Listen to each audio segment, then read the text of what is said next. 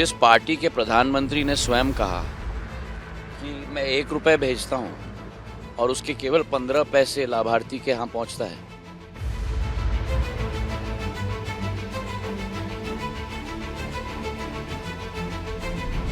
आपने सब जनता के साथ वादा खिलाफी की। आपने किसानों के साथ वादा खिलाफी की कि कर्जा माफ किया जाएगा। आपने नौजवानों के साथ वादा खिलाफी की कि बेरोजगार भत्ता दिया जाएगा।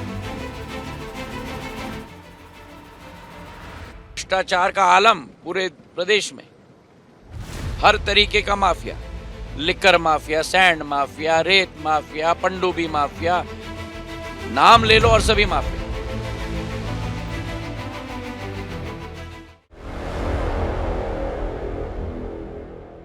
मध्य प्रदेश की हाई प्रोफाइल सीट यानी कि गुना सीट पर इस वक्त हमारी मौजूदगी है।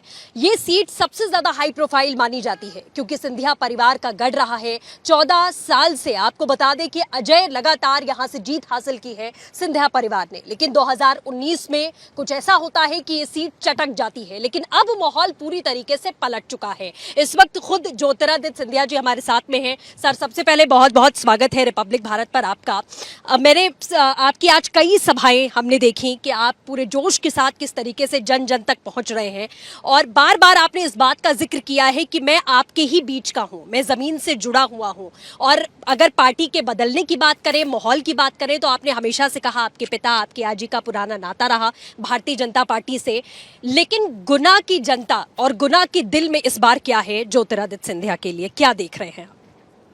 ये प्रश्न तो मुझे आपसे पूछना चाहिए क्योंकि आप तो प्रत्याशी से पूछ रही हैं। प्रत्याशी आपको क्या कहेगा? वही कहेगा जो आप हर प्रत्याशी को पूछेंगे। तो मैं सकारात्मक सोच रखने वाला व्यक्ति हूं और कंस्ट्रक्टिव फीडबैक का आशांकी हूं। और मैं तो उल्टा प्रश्न लौटा के आपसे पूछूंगा कि आपने क्या देखा, और अगर सब ठीक है तो आप बताएं, अगर नहीं है तो भी बताएं, ताकि उसमें जो कमियां हैं उनको हम दूर कर पाएं। मैं नहीं मानता कि ज़िंदगी में कोई भी व्यक्ति या कोई भी कैंपेन परफेक्ट है। सदैव हम लोगों को उसमें नई मुस्तैदी के साथ, नई विचारधारा के साथ, नई एनर्जी इन्फ्यूजन करने का एक मौका मिलता है। और आप जैसे हमारे प्रजातंत्र के चौथे स्तंभ के रक्षकों से ये अगर सूचना हमें मिले तो उसको हम और ठीक करेंगे। सर, आप लगातार आपकी सभाओं में आपने बार बार खुद को दर्जी भी बताया है और इसी के साथ जेब कतरों का बड़ा जिक्र हुआ है कि जेब तो नहीं कटी, चाहे वो लाडली बहनों की बात करें या फिर हम कुटी पहुंचाने की बात करें या फिर हम किसान सम्मान निधि। आपने कहा कि वो तो ना बदली होती सरकार 2020 में तो आपको मिलती ही नहीं। कौन है ये जेब कतरे? मुझे कहने की जरूरत है? अगर आप कहलवाना चाहती हैं तो मैं कह दूंगी कांग्रेस।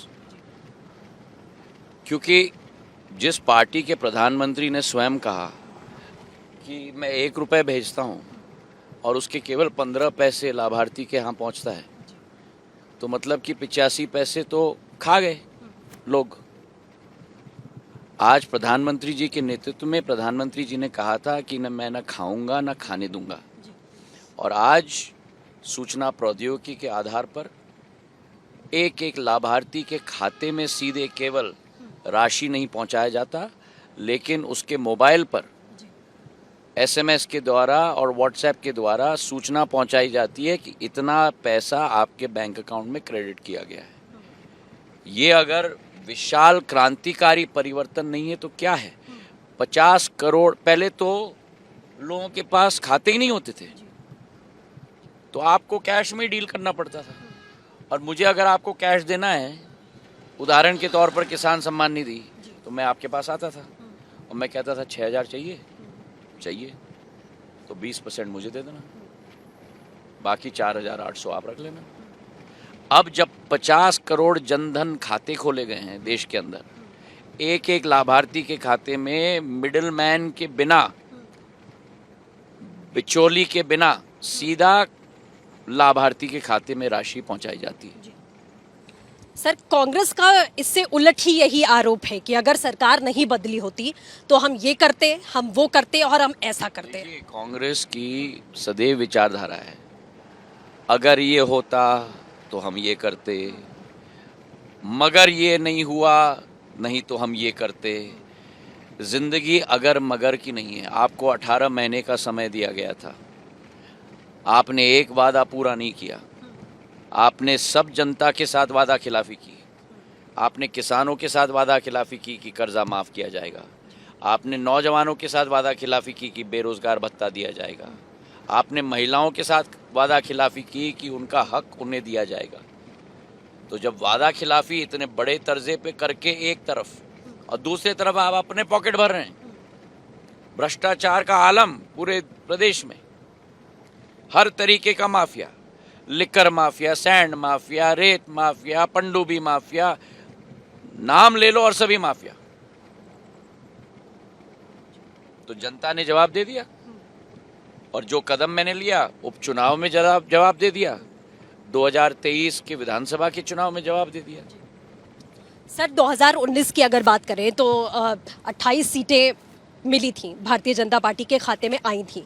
इस बार 400 पार का नारा प्रधानमंत्री ने दिया है, जिसमें से बहुत जरूरी है हर स्टेट में जितनी सीटें हैं उस पर अपना कब्जा होना।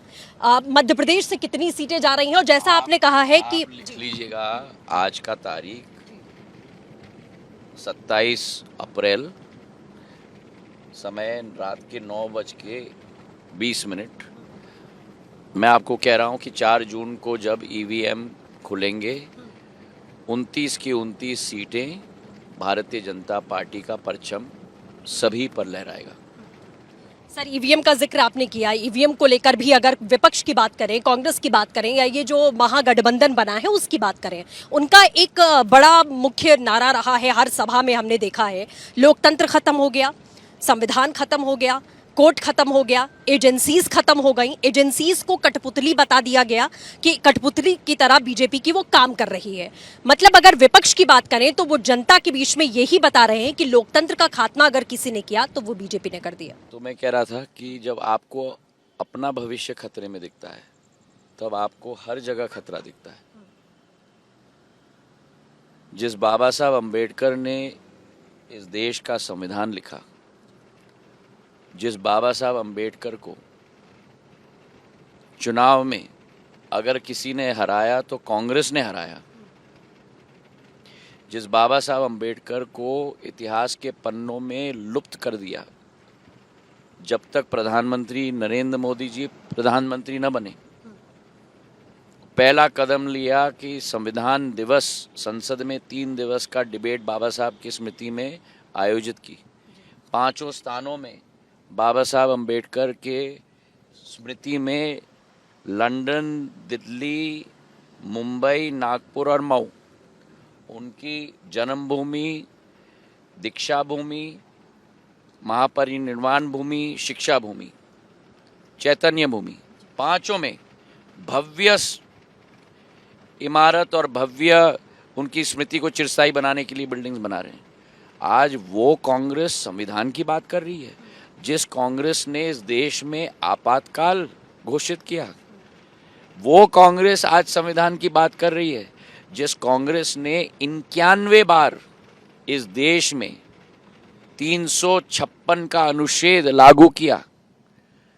वो कांग्रेस संविधान की बात कर रही है, लोकतंत्र की बात कर रही है, जिसने चुने हुए सरकारों को 26 राज्यों में पूर्ण तरीके से समाप्त किया। और वो गठबंधन इस बात का पैरवी कर रहा है, जो मैं मानता हूं गठबंधन नहीं है, मैं मानता हूं ठगबंधन है, केवल कुर्सी के खेल में, कि आज संविधान समाप्त हो गया, आज कलंक लगा रहे हैं एजेंसीज पर, जो एजेंसी स्वतंत्र हैं। और बीजेपी ने इन नेताओं को जेल में नहीं डाला, हाई कोर्ट और सर्वोच्च न्यायालय डाला। तो आपको हाई कोर्ट और सर्वोच्च न्यायालय पर भी विश्वास नहीं, तो आपको किस पर विश्वास है? असलियत तो ये है, बड़े हाथ जोड़ के निवेदन मैं कर रहा हूं कि इस ठगबंधन को अपने आप पे ही विश्वास नहीं, इसलिए इन्हें किसी पे विश्वास नहीं। ज्योतिरादित्य जी, जिस तरीके से मैनिफेस्टो की अगर बात कर लें तो इस समय प्रधानमंत्री बड़े आक्रामकता के साथ में लगातार सवाल पूछ रहे हैं कांग्रेस पार्टी से। मुस्लिम लीग की झलक दिखाई देती है। प्रधानमंत्री ने इस बात का भी जिक्र किया कि जो इकोनॉमिक सर्वे की बात वो कर रहे हैं कि आपके घरों में तिजोरी में रखा सामान या यहाँ तक कि महिलाओं का मंगलसूत्र भी चाहे तो ये छीन कर बांट लेंगे। पर ये सही है। अगर आप मैनिफेस्टो देखो, पूर्ण रूप से यही सोच और विचारधारा है। हर एक व्यक्ति के घर की संपत्ति का एक्सरे किया जाएगा और फिर वो आपकी संपत्ति आपसे ली जाएगी और दूसरों के बीच में बंटवारा किया जाएगा।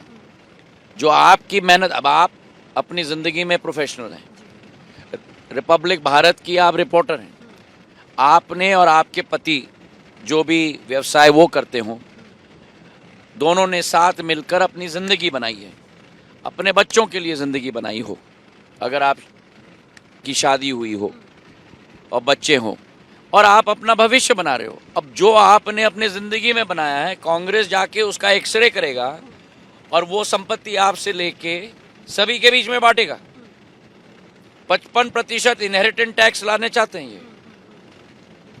तो ये जहां प्रधानमंत्री देश को आगे ले जा रहे हैं, विश्व पटल पर आत्मनिर्भर भारत स्थापित कर रहे हैं, एक विकसित देश के रूप में स्थापित कर रहे हैं, एक विश्व गुरु के रूप में स्थापित कर रहे हैं, वही ये ठगबंधन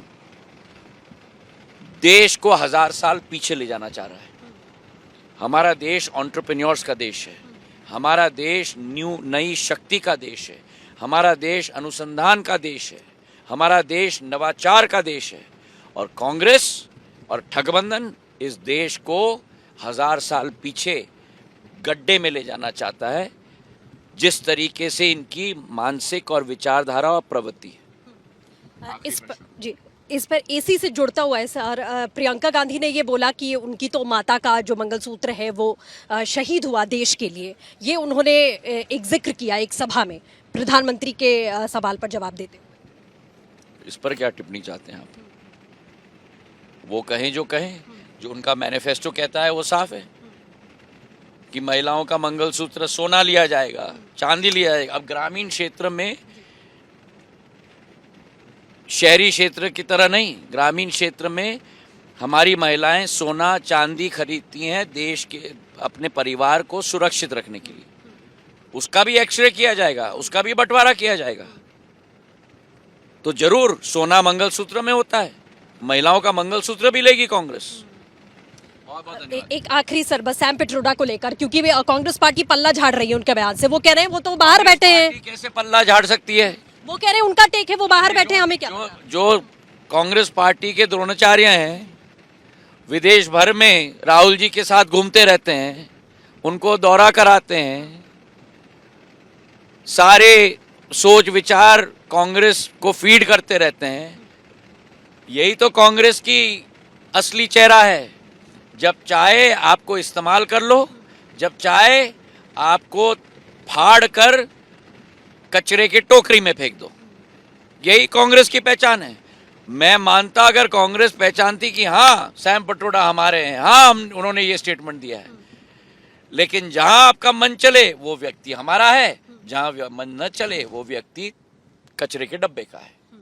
बहुत बहुत धन्यवाद। बहुत शुक्रिया सर हमसे बातचीत करने के लिए। तो आपने ज्योतिरादित्य सिंधिया को सुना, वो साफ तौर पर इस बात का दावा कर रहे हैं कि 29 सीटें अगर मध्य प्रदेश की बात करें तो वो बीजेपी के खाते में जाने वाली है। बाकी नतीजे 4 जून को हमारे सामने होंगे। विजय संजय के साथ सृष्टि पांडे, रिपब्लिक भारत।